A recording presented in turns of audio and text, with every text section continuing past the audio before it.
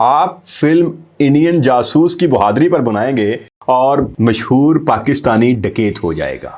اس وقت ہر طرف ایک بھارتی فلم دھوریندر کی دھوم مچی ہوئی ہے، تمام سوشل میڈیا پلیٹ فارمز کے اوپر اس کی بات ہو رہی ہے۔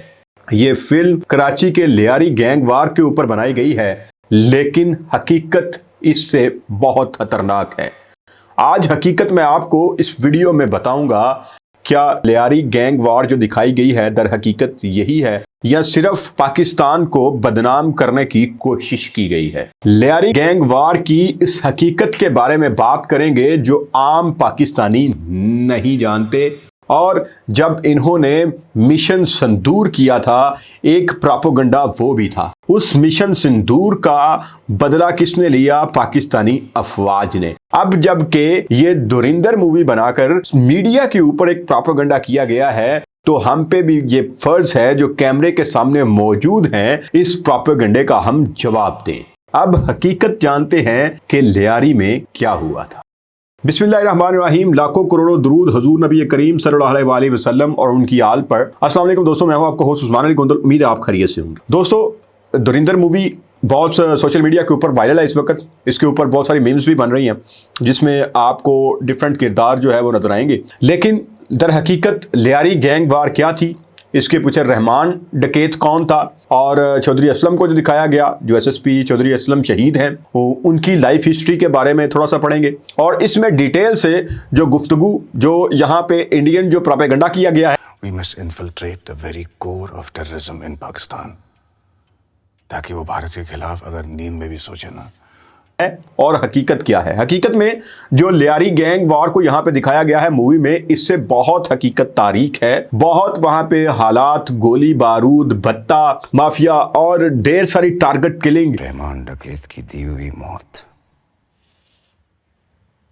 بڑی کسائی نما ہوتی ہے، خون ہی خون، لاشیں۔ یہ حقیقت ہے کہ لیاری میں ایک وقت تھا کہ ایسا تھا کہ مائیں اپنے بچوں کو باہر کھیلنے نہیں بھیجتی تھی، مغرب کے بعد دروازے بند کر دیے جاتے تھے، اور جو گھر سے نکلتا تھا اس کو یہ یقین نہیں ہوتا تھا کہ شاید ہی وہ گھر صحیح سلامت واپس آ پائے گا یا نہیں آ پائے گا۔ غربت اور سیاسی پشت پناہی، اسی گینگ وار، سمگلنگ، منشیات فروشی، اور اس کا ایک گھڑ تھا لیاری۔ لیکن اسی لیاری گینگ کو جب سیاسی سرپرستی حاصل ہوئی اور وہاں سے ایک نام ابھرا جس کا نام تھا رحمان ڈکیت۔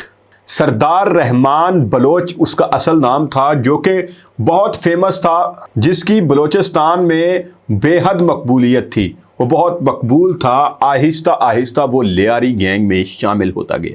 لیاری گینگ میں جب وہ آیا، وہ چھوٹے چھوٹے لوگوں کے کام، جو کہ اس کا سیاسی اثر و رسوخ تھا، جو اس کی بیک گراؤنڈ تھی، جو سیاستدان اس کو بیک اینڈ سے آپریٹ کرتے تھے، اپنے مقاصد کے لیے استعمال کرتے تھے، وہ چھوٹے چھوٹے لوگوں کی مدد کرنے لگا۔ لیکن اصل میں وہ چہرہ سفاک تھا، جو لیاری کے اندر جرم کے ساتھ ساتھ مدد کرنے والا بھی جانا جاتا تھا، اور اس کو پاور دی اس وقت کی پالیٹکس نے۔ چھوٹے چھوٹے لوگوں کے کام کرتا تھا اور لوگ اس کو ہیرو سمجھنے لگے، لیکن جلد وہ ایک بے رحم اور درندہ صفت مجرم بن گیا۔ اسلحہ، گینگ ریپ، منشیات فروشی، ٹارگٹ کلنگ، اور شاید ہی کوئی جرم ایسا ہو جو اس نے نہ کیا ہو۔ اور سب سے بڑی سفاکیت اس کی اپنی پرسنل لائف میں تھی کہ اس نے اپنی سگی ماں کو گلا گھونٹ کر مار دیا تھا، اور اس کی لاش کو بڑی بے دردی کے ساتھ پنکھے کے ساتھ لٹکا دیا تھا۔ اتنا شفاق انسان تھا وہ۔ اس کی شفاقیت کا آپ اس سے اندازہ کر لیں کہ 13 سال کی عمر میں اس نے منشیات فروشی شروع کر دی تھی، اور اس کے بعد اس نے پے در پے اتنے قتل کیے کہ شاید ہی کسی کو آج تک معلوم پڑ سکا ہو کہ اس نے ٹوٹل کتنے لوگوں کا خون بہایا ہے۔ فلم میں اسے جزوی طور پر دکھایا گیا ہے، لیکن معاملہ اس سے بھی زیادہ سنگین اور خوفناک ہے۔ 2009 میں رحمان ڈکیت پولیس مقابلے میں مارا جاتا ہے، لیکن اس وقت اس کے 2 ساتھی عزیر بلوچ اور بابا لاڈلا تھے۔ لیکن اب یہاں پہ رحمان ڈکیت کے قتل ہونے کے بعد، اس کے مارے جانے کے بعد، اس کے واصل جہنم ہونے کے بعد رکی نہیں، اس کے بعد اس کی جگہ عزیر بلوچ نے لے لی، اور عزیر بلوچ نے اس जो गैंग वार को एक नई सिमत दी और लियारी गैंग वार की आग जो है वो और भड़क जाती है। इसी असना में लियारी में कदम रखा एसएसपी चौधरी असलम ने। चौधरी असलम का नाम आपने सुना होगा, यंग जनरेशन ने उनकी तस्वीर भी देखी होगी, बहुत सारे लोगों ने उनकी आज भी डीपी के ऊपर, वो हीरो हैं, उनकी तस्वीर लगाई होती है। लेकिन इस मूवी में उनका कुछ रोल इतना ज़्यादा नहीं रखा गया।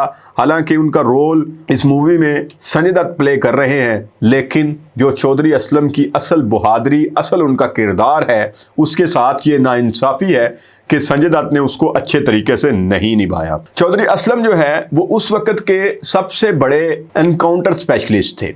मुख्तलिफ कराची के थानों में उन्होंने, जहाँ पे भी जुर्म ज़्यादा होता था, चौधरी असलम को वहाँ पे तैनात कर दिया जाता था।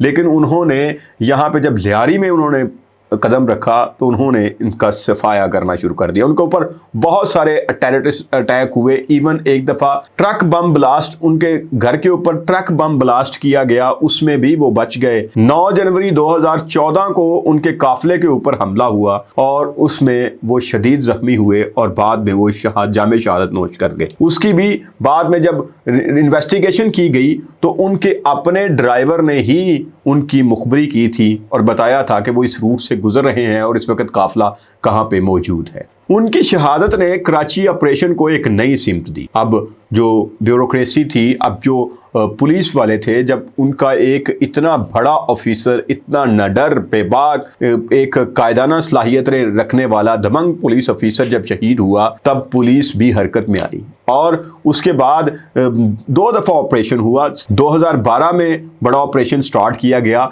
लेकिन पॉलिटिकल मदाखलत की वजह से उसको रोक दिया गया। लेकिन जब दूसरी दफ़ा ये ऑपरेशन शुरू हुआ तो रेंजर्स को फुल कंट्रोल दे दिया गया कि आप मुकम्मल, आपको इख्तियार हासिल है, आप चाहे किसी को गोली मारें, जिस तरह भी करें, अब आप शूट एट साइट और आपने लियारी को बेहतर बनाना है। और इसके साथ साथ 2013 को जो ऑपरेशन स्टार्ट रेंजर ने किया, 2017 में आपको सबसे ज़्यादा तब्दीली नज़र आई। 2017 में जो पहले रहमान डकैत के दौर में कराची को छठा दुनिया का सबसे खतरनाक तरीन शहर करार दिया जाता था, वो दोबारा से शिकागो, दिल्ली और तेहरान से ज़्यादा उसको सिक्योर करार दिया गया।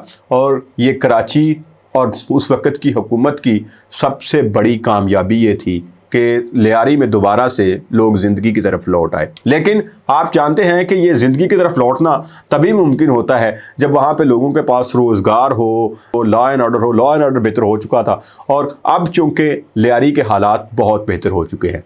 लेकिन अब लियारी समेत कराची के हालात बहुत बेहतर हो चुके हैं, लेकिन जो इंडियन मूवीज़ में दिखाया गया है, इंडियन मूवी में जो दिखाया गया है, धुरिंदर में जो दिखाया गया है, जो फिल्माया गया है, वो टोटली बदनीति के ऊपर मबनी है। इसके ऊपर जो असल हीरो जो था चौधरी असलम, उसके किरदार को सही तरह से निभाया नहीं गया। अब टारगेट किलिंग में 95% कमी आ चुकी है, बत्ताखोरी में 80% कमी आ चुकी हुई है। धुरिंदर में सबसे बड़ा मसला ये है कि जो लियारी गैंग वार की असल कहानी है उसको मोड़ दिया गया है और लोगों की एक जहन साजी करने की कोशिश की गई है। फिल्माया ऐसे गया है कि जैसे पाकिस्तान में लॉ एंड ऑर्डर नाम की कोई चीज़ नहीं है, इदारों और जो पाकिस्तानी कौम है उनके दरमियान में बहुत दूरी है और पाकिस्तानी इदारों को बिल्कुल इनकम्पिटेंट शो किया गया है कि उनका कोई कंट्रोल नहीं है, जो कि बिल्कुल गलत है। कंट्रोल आपने इदारों का देख लिया, चाहे वो मिशन संदूर हो, आपकी इनकम्पिटेंसी वो चाहे 7 हथियारों की शक्ल में हो, चाहे दुबई में एयर शो के अंदर हो, आपकी कम्पिटेंसी हमारे सामने है और हमारे इदारों की कम्पिटेंसी भी आपके सामने है। ये असल चेहरा जो कि लियारी गैंग वार का है वो आपके सामने शेयर किया। कैसी लगी वीडियो कमेंट सेक्शन में ज़रूर बताइएगा। इंशाअल्लाह नेक्स्ट वीडियो के साथ मुलाकात होगी। अल्लाह ने